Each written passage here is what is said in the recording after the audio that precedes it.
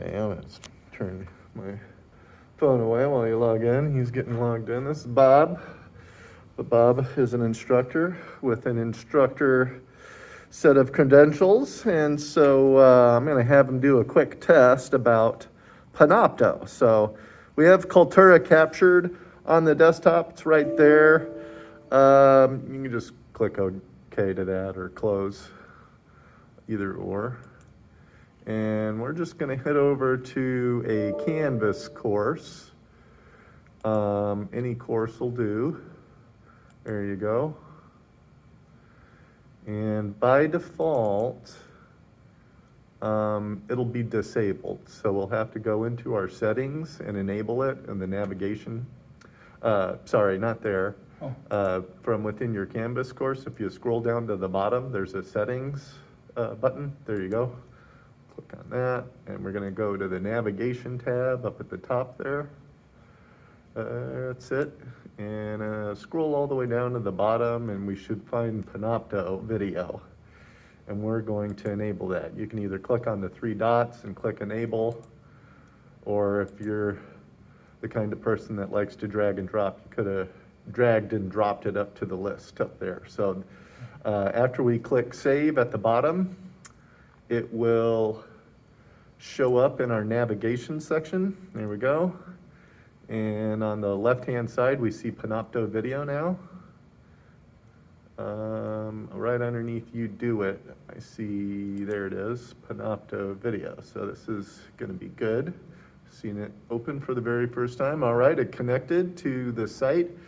And it's never been used before, so there aren't any existing videos, but if there were, they'd show up in this section right in the middle there where your folder says no videos. If you want to create a new video, you would, sort of similarly to the other method, you'd click on the create button. Up at the top, there's a blue create button right in the middle there. There you go. And let's go ahead and choose that first choice for record a new session. And if you click on that, it will probably redirect us. Go ahead and click on it. Redirect us to a pop-up window. If not, it'll just tell us to download.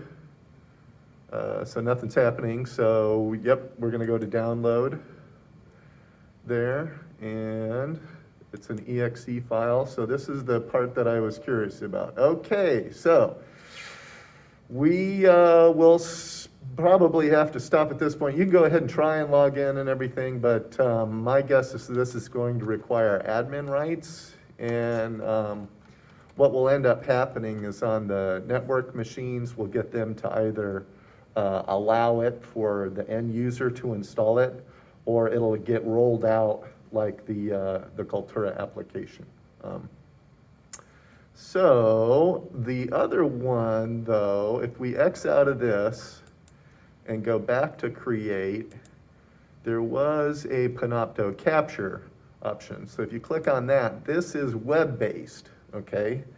So we don't have this guy on here, but this could potentially act as our web camera just for a test. Eventually this thing should show up once that turns green and we get all the configuration here.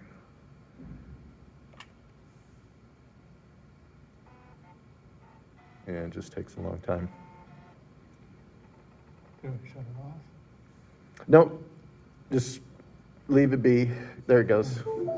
Okay, and there's the sound that's connecting to USB.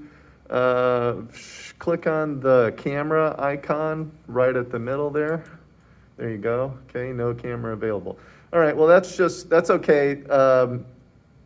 This isn't anything that I wouldn't have expected. We don't have a webcam attached to this. We started the application prior to turning this thing on, so this thing doesn't recognize there being a camera yet.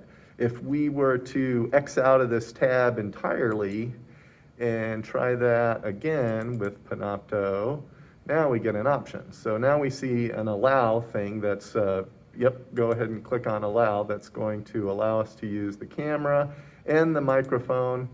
And now we see this guy right here. So there's my hand, and there's our video.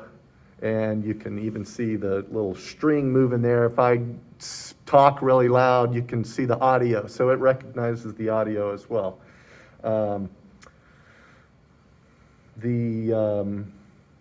It's not much to it. There's a record button right there in the middle. And if you click on that, you'll get a little countdown timer. And then you can also share your screen as well. So you can see at the top, you've got a mic button, a camera button, and then a share screen button.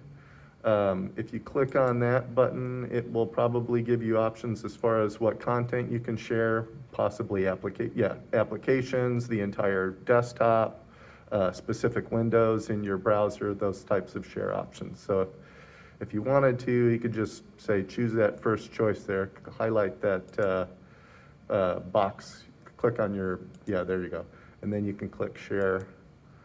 And now he's seeing a combination of, we'll have to close this browser window because he's sharing his browser, which is sharing his screen, which is sharing his browser, which is sharing, so it's creating that infinite loop type of thing. But if you were to minimize this window up there, there you go, then that would go away when the recording was done. So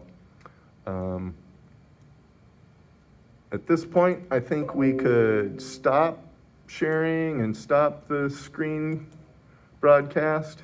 I don't know what that message is, but we'll go back to Chrome and we'll click the stop button. And